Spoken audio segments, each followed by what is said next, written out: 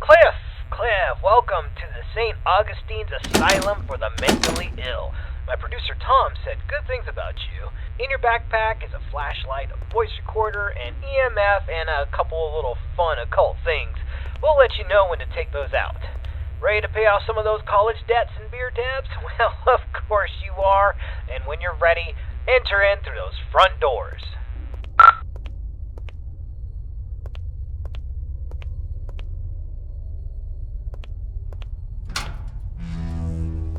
Nice, the door was unlocked. It can get a little sticky sometimes. So here's the story behind the St. Augustine's Asylum for the Mentally Ill. It was founded in the 1880s, closed in the 1960s, and a lot of nasty stuff happened here. I mean, this place is only supposed to house around 500 patients, but at its peak, it was around 3,300 patients in here. I mean, the place was, less of a hospital and more of a place where you dropped your problems off and hoped they disappeared.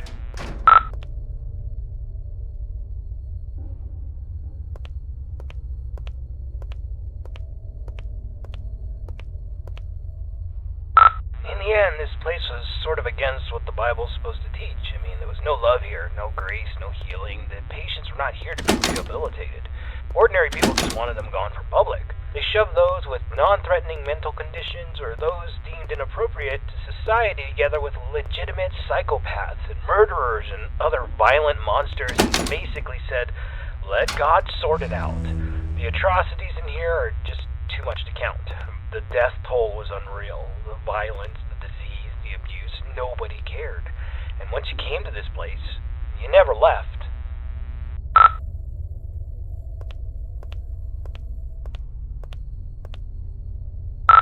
This is where the 100 hallways patients would convene, and we heard that the patients pre-1920 actually received decent care. Then the war hit, the depression hit, and then the budgets all fell apart. The room you stand in once healed 20 patients in need of attention, and by the end, 150 patients would pass through this room, naked, starving, attacking each other at random, flaying themselves with metal wires from their beds. Be careful where you step.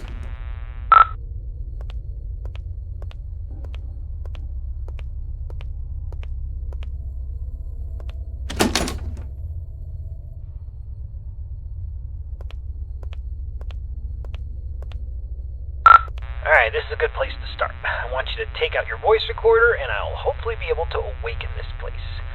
Okay, spirits of St. Augustine, please reveal your presence to us. Show us that you are in this room.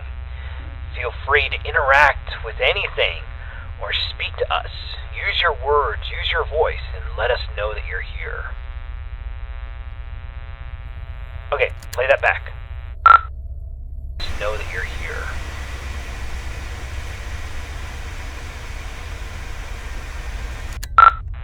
Nothing. Alright, let's try that again.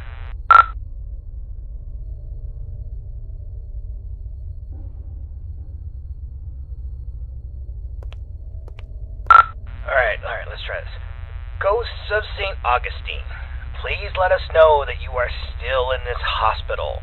I give you permission to reveal yourself. I give you permission to come to life. Just give us a sign that you're here.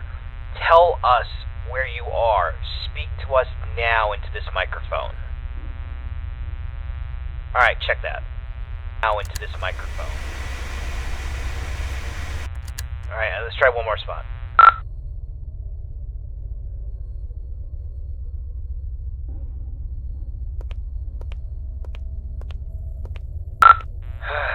Ghosts of St. Augustine, you're all a bunch of ghoulish pricks. Show up or piss off!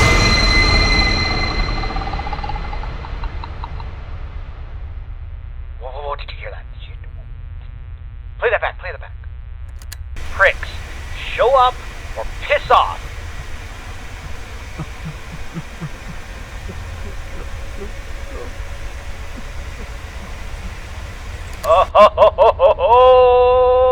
Alright, looks like we got an investigation. Alright, I want you to go down the morgue hallway, and we're going to continue our investigation in the other gathering area.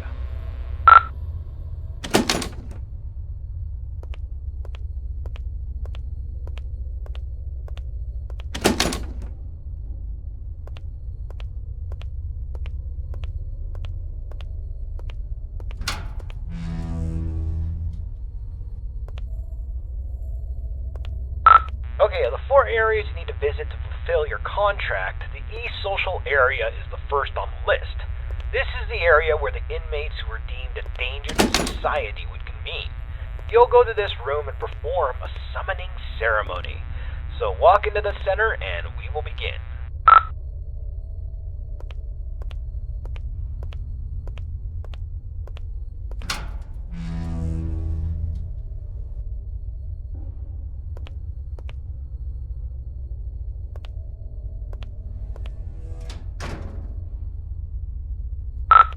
Entrance to patient cells 200 to 219.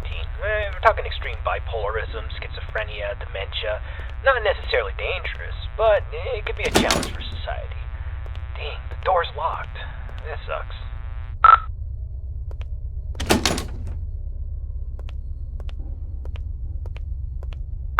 This is the entrance to the patient cells 220 to 240. This is where they kept the lunatics, the murderers, the sociopaths. The worst of the worst, including Clyde the Peeper Johnson. You'd think he would be a pervert with a nickname the Peeper, but the truth is far worse. He was extremely manipulative and very intelligent.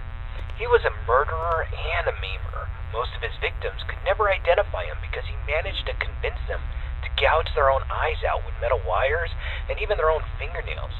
He came here due to legal loopholes, and when the facility went off the rails and the doctors stopped caring, he jumped into action. The patients who didn't listen were tortured, and the ones who did wandered around the facility, blind, screaming, and in constant fear. This door's locked too. Let's just start the ceremony.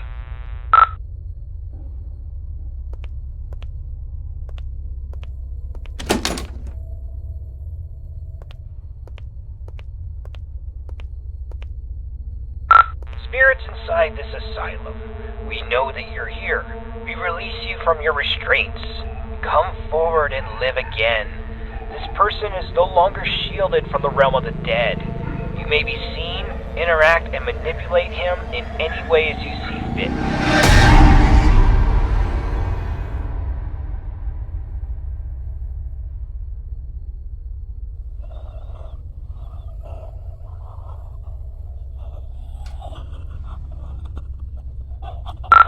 Don't just stand there. Go check it out.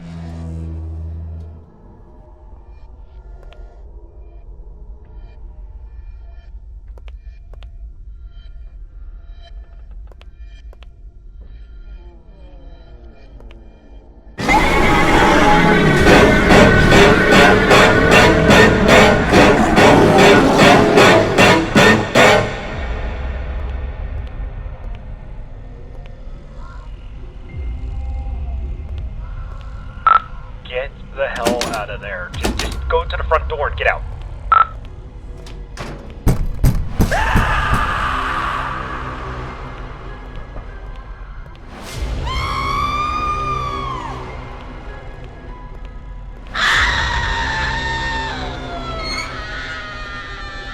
Alright, get out of this hallway and take your second right.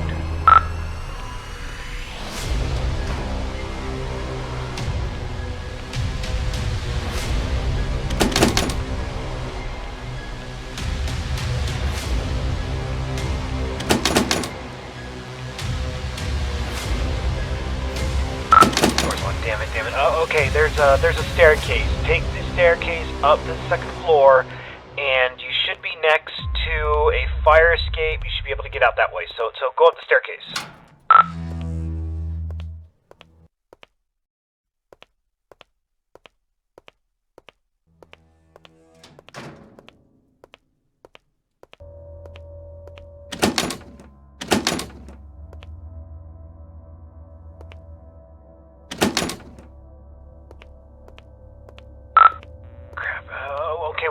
Let's go get something to pry this door open. Go back downstairs. I bet you there was something downstairs we could probably use.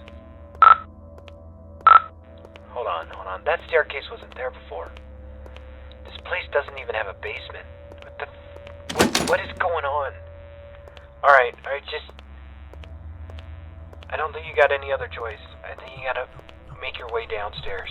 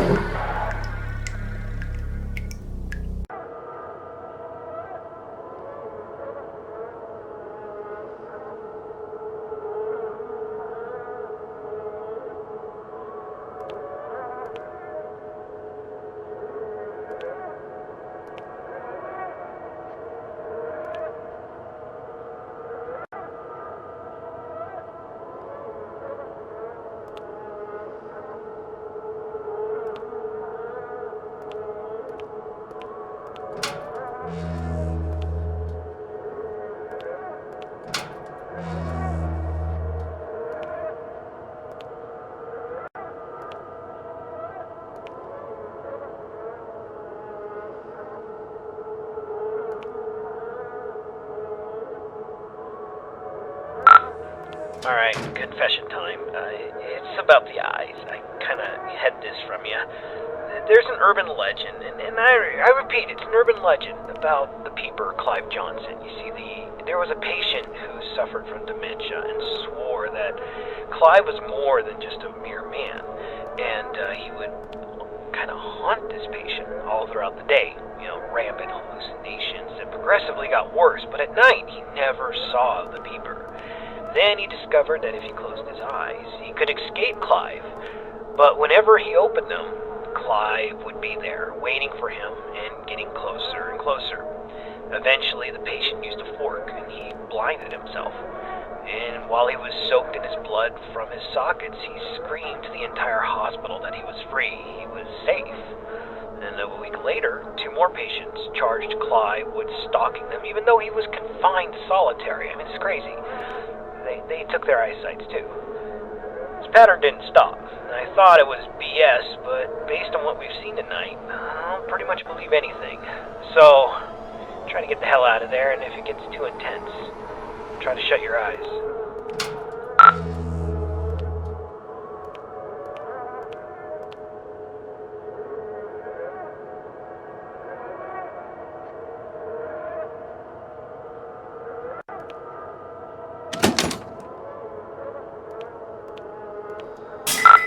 Damn flashlight broke. I can't use that anymore.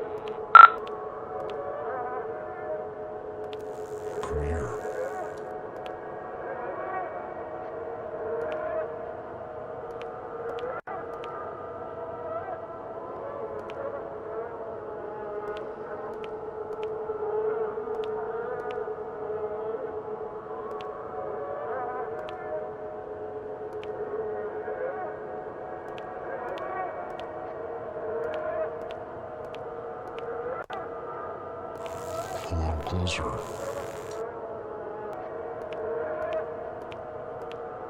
I see you now. Rapid fire, run! He sees you.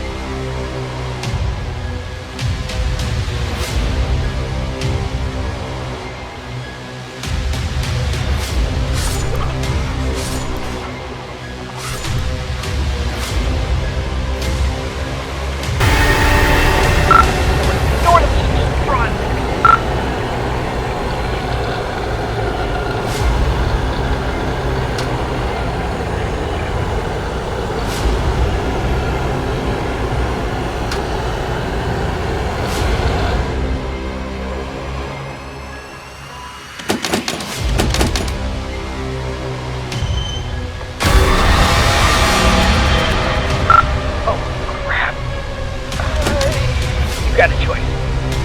Either he gets you, or you're gonna have to cut him out.